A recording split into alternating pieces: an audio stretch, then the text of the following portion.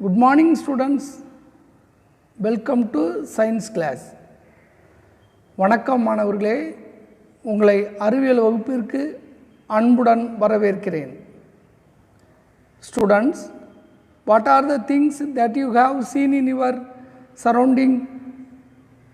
மாணவர்களே, உங்களை சுற்றி நீங்கள் பார்க்கும் பொருட்கள் எவை எவை? Chair, table, moving a bus, car, bike, etc. அதாவது இயங்கிக் கொண்டிருக்கும் பஸ், கார், பைக் மற்றும் நிலையாக இருக்கும் நாற்காலி, மேஜை. What do you observe from this? இதிலிருந்து நீங்கள் கவனித்தது என்ன? Some of them are moving and some of them are at rest. அவற்றில் சில பொருட்கள் இயங்குகிறது, சில பொருட்கள் ஓய்வு நிலையில் உள்ளது. First, let us see force. Force external agents. விசை ஒரு புறக்காரணி.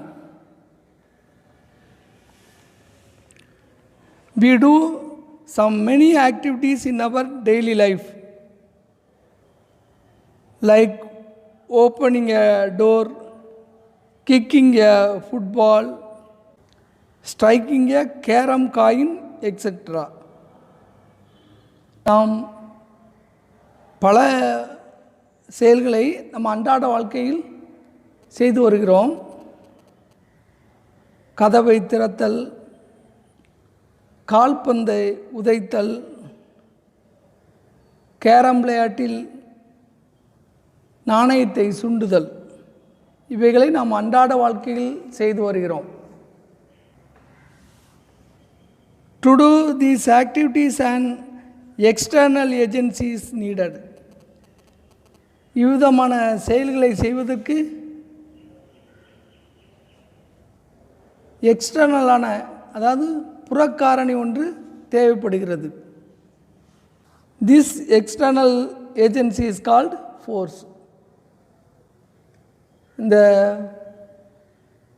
புற விசையை, அதாவது ஒரு செயலை செய்வதற்கு செய்யும் புறவிசை, அதாவது கதவை திறத்தல், ஃபுட்பால் விளையாடும்போது பாலை உதைத்தல்,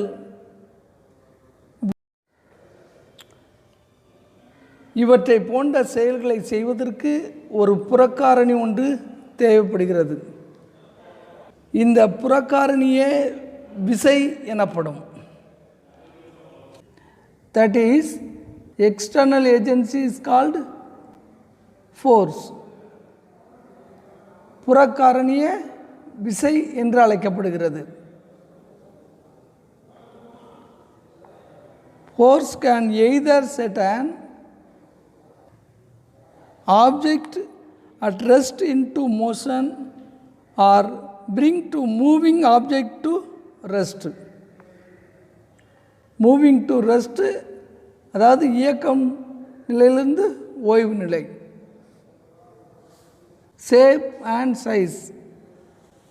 It can even change the shape and size of certain object. அதாவது விசையினால் பொருட்களின் உருவம், வடிவம் இவற்றை மாற்ற முடியும்.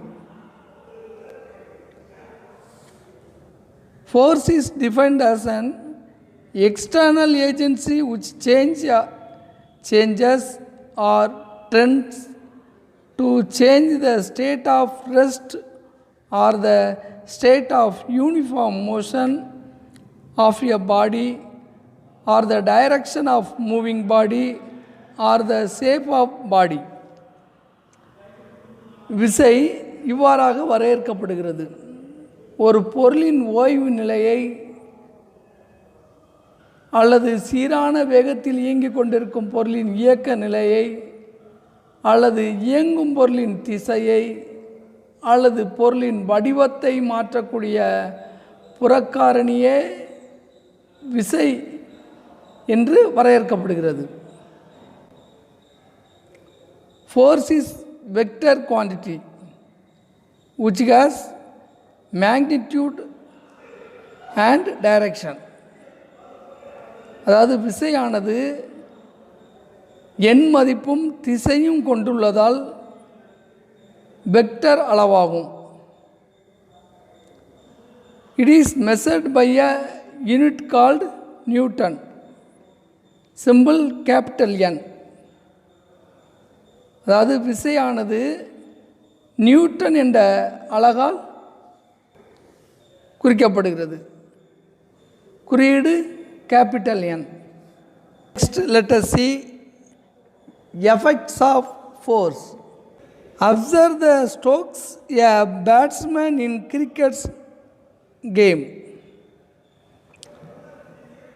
நாம் கிரிக்கெட் விளையாட்டில் பேட்ஸ்மேன் பந்தை அடிப்பதை நீங்கள் கவனித்திருப்பீர்கள். If he wants to hit the cricket ball to the boundary, the striking force on the ball must be greater. அவர் பந்தை எல்லைக்கோடு வரை பவுண்டரி வரை அடிக்க வேண்டுமென்றால் அந்த பால் மீது, அதாவது அந்த பந்து மீது அவர் அதிகமான விசையை செலுத்த வேண்டியது வரும். அவ்வாறு செய்தால்தான் அந்த பந்தானது எல்லைக்கோடு, அதாவது பவுண்டரி வரை செல்லும். So the greater the force you apply on the body, greater will be its effect on it. அதாவது நாம் எந்த அளவுக்கு ஒரு பொருளின் மீது விசையை செலுத்துகிறோமோ அந்த அளவுக்கு அந்த பொருளானது நகரக்கூடும். அதாவது ஒரு பொருளின் மீது செலுத்தப்படும் விசையின் அளவை பொறுத்து அதன் விளைவும் இருக்கும். Let us see activity. Page number 13, activity number 1. Tamil medium புத்தகத்தில் பக்கம் 14, செயல்பாடு 1. Fix a matrix of sharp pins on a wooden board in rows and columns. அதாவது ஒரு மரப்பலகையின் மீது கூர்மையான ஊசிகளை குறுக்கும் நெடுக்குமாக வரிசையாக அடுக்கி வைத்து கொள்ள வேண்டும். Take a big blown by balloon. ஒரு பலூனை முழுவதும் காற்றால் நிரப்ப வேண்டும். Place it gently over the pin and place a small book on the top of balloon. அந்த ஊசிகளின் மீது அந்த பலூனை வைத்து மெதுவாக அந்த பலூன் மீது ஒரு சிறிய புத்தகத்தை வைக்க வேண்டும். Will the balloon burst? Balloon வெடிக்குமா? Will the pins break the balloon? ஊசிகள் பலூனை வெடிக்க செய்யுமா என்பதை நாம் இப்போது செய்து பார்க்க போகிறோம். If you break a blown up balloon with a single pin, it will burst. அதாவது ஒரே ஒரு ஊசியை கொண்டு பலூன் மீது அழுத்தினாலே அந்த பலூனானது வெடித்துவிடும். But this did not happen even though many more pins were breaking the balloon. ஆனால் இங்கு பல ஊசிகளால் அழுத்தினாலும் அந்த பலூனானது வெடிக்கவில்லை. A single pin produces a large pressure over a small area. அதாவது ஒரே ஒரு ஊசியானது ஒரே பரப்பின் மீது அதிக அழுத்தத்தை ஏற்படுத்துகிறது. When large number of pins break a body, each pin exerts very little pressure on the balloon. As the applied force gets distributed over a large surface of the body. இங்கு அதிக பரப்பின் குறைவான அழுத்தத்தை ஏற்படுத்துகிறது பல ஊசிகள். இங்கு பல ஊசிகள் சேர்ந்து அதிக பரப்பில் குறைவான அழுத்தத்தை ஏற்படுத்துகிறது. ஆதலால் அவை செயல்படுத்தப்படும் விசையானது அதிகமான புறப்பரப்பில் பகிர்ந்து அளிக்கப்படுவதால் balloon வெடிப்பதில்லை. Therefore, we can conclude that the effect of a force depends on the magnitude of the force and the area over which it acts. அதாவது இதன் மூலம் நாம் அறிந்து கொள்வது விசையின் விளைவானது அதன் எண் மதிப்பையும் அது செயல்படும் பரப்பை சார்ந்தது என்பது நமக்கு தெளிவாக தெரிய வருகிறது. Next let us see pressure. அழுத்தம். What is pressure? அழுத்தம் என்றால் என்ன? The effect of force can be measured using a physical quantity called pressure. அழுத்தம் என்ற இயற்பியல் அளவை பயன்படுத்தி விசை ஏற்படுத்தும் அளவை அளக்கலாம். ஒரு பொருளின் 1 சதுர மீட்டர் பரப்பின் மீது செங்குத்தாக செயல்படும் விசை அழுத்தம் என வரையறுக்கப்படுகிறது. Pressure equal to force by area. அழுத்தம் ஈக்குவல் டு விசை பை பரப்பு. That is P equal to F by A. அதாவது பி ஈக்குவல் டு அழுத்தம் ஈக்குவல் டு ஃபோர்ஸ் விசை எஃப், ஏரியா பரப்பு A. The SI unit of pressure is Pascal. That is French scientist Pascal. 1 Pascal equal to 1 Nm power minus 2. ஒரு pascal என்பது 1 Newton metre square ஆகும். The effect of pressure can be increased by increasing the thrust or by decreasing the surface area of the body. அதாவது ஒரு பொருளின் மீதான அழுத்தத்தை அதிகரிக்க அதன் மீது செயல்படும் உந்து விசையை அதிகரிக்க வேண்டும், அல்லது உந்து விசை செயல்படும் பரப்பை குறைக்க வேண்டும். For example, 1.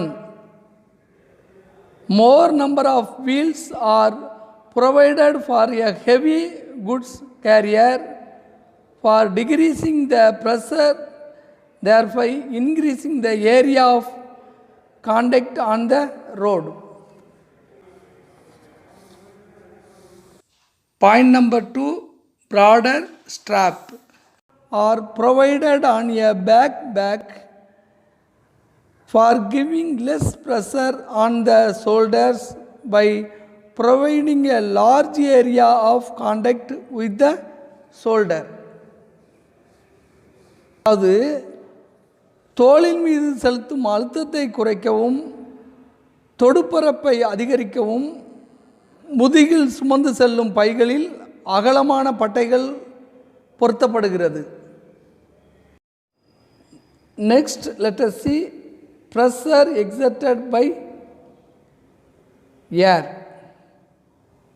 காற்றினால் செயல்படுத்தப்படும் அழுத்தம். You all know very well that air fills the space around us. This envelope of air is called as atmosphere. சுற்றியுள்ள பகுதி காற்று. நம்மை சுற்றியுள்ள பகுதி முழுவதும் காற்றால் நிரம்பியுள்ளது என்பது நாம் அனைவரும் அறிந்தது. இந்த பகுதிக்கு வளிமண்டலம் என்று பெயர். It extends up to many kilometers above the surface of the earth. புவியின் மேற்பரப்புக்கு மேலாக பல கிலோமீட்டர் வரை வளிமண்டலம் நீண்டு காணப்படுகிறது. All objects on the surface of the earth experience the thrust or force due to this atmosphere. அதாவது புவிப்பரப்பில் உள்ள அனைத்து பொருட்களும் இந்த வளிமண்டலத்தின் காரணமாக உந்து விசையை அல்லது விசையை உணர்கிறது. The amount of force or weight of the atmospheric air that acts downward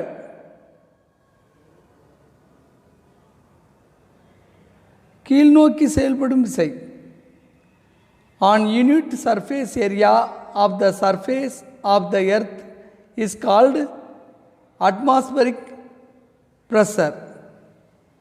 அதாவது புவியின் ஓரலகு புறப்பரப்பின் மீது கீழ்நோக்கி செயல்படும் வளிமண்டல விசை அல்லது எடை அழுத்தம் என்று அழைக்கப்படுகிறது. இது பாதரசமானி என்ற கருவியால் அளக்கப்படுகிறது. It can be measured using the device called parameter. The parameter was invented by Darcy. The parameter கண்டுபிடித்தவர் டாரிசெல்லி என்ற அறிவியல் அறிஞர் ஆவார். Atmospheric pressure decreases with altitude from the surface of the earth. புவிப்பரப்பின் மேலிருந்து உயரம் அதிகரிக்கும் போது வளிமண்டல அழுத்தம் குறைகிறது. Even if you tilt the tube of various angles, you will see that the level of mercury will not vary. அதாவது பாதரசமானியை வெவ்வேறு கோணங்களில் சாய்த்தாலும் அந்த பாதரசமானியில் உள்ள திரவ தம்பத்தின் உயரம் மாறாது. At sea level, the height of the mercury column is around 76 cm or 760 mm. கடல் மட்டத்திலிருந்து பாதரச தம்பத்தின் உயரம் 76 சென்டிமீட்டர் அல்லது 760 மில்லிமீட்டர் ஆகும். The pressure exerted by this mercury column is considered as the pressure of magnitude 1 atmosphere, that is 1 atm. அதாவது திரவ தம்பத்தில் உள்ள பாதரசத்தின் மீது காற்று செலுத்தும் அழுத்தத்தின் எண் மதிப்பு ஒரு வளிமண்டல அழுத்தம், அதாவது 1 atm ஆகும். 1 atmospheric pressure is defined as the pressure exerted by the mercury column of height 76 cm in the parameter. It is equal to 1.01 into 10 power 5 nm power minus 2. ஒரு வளிமண்டல அழுத்தம் 1 atm என்பது பாதரசமானியில் உள்ள 76 சென்டிமீட்டர் உயரமுடைய பாதரசத்தால் செலுத்தப்படும் அழுத்தம் என்று வரையறுக்கப்படுகிறது. இதன் மதிப்பு 1.01 into 10⁵ nm power minus 2. SI system 1 atm equal to 1 lakh Pascal. SI unit of atmospheric pressure is nm power minus 2 or Pascal. அதாவது SI அலகு முறையில் 1 atm equal to 1 lakh, அதாவது 1 லட்சம் பாஸ்கல் ஆகும். வளிமண்டல அழுத்தத்தின் நியூட்டன் பை மீட்டர் ஸ்கொயர் அல்லது pascal. அதாவது வளிமண்டல அழுத்தத்தின் SI அலகு நியூட்டன் பை மீட்டர் ஸ்கொயர் அல்லது பாஸ்கல் ஆகும். Assignment. Question number 1, define 1 atmosphere. வரையறு ஒரு வளிமண்டல அழுத்தம். Question number 2, why are heavy bags provided with broad strap? அதிக எடையை சுமக்க உதவும் பைகளின் பட்டைகள் அகலமாக அமைக்கப்படுவது ஏன்? மாணவர்களே, இன்றைய பாடப்பகுதி உங்களுக்கு மிகவும் பயனுள்ளதாக இருக்கும் என்று நம்புகிறேன். மீண்டும் அடுத்த பாட வேளையில் சந்திப்போம். நன்றி, வணக்கம்.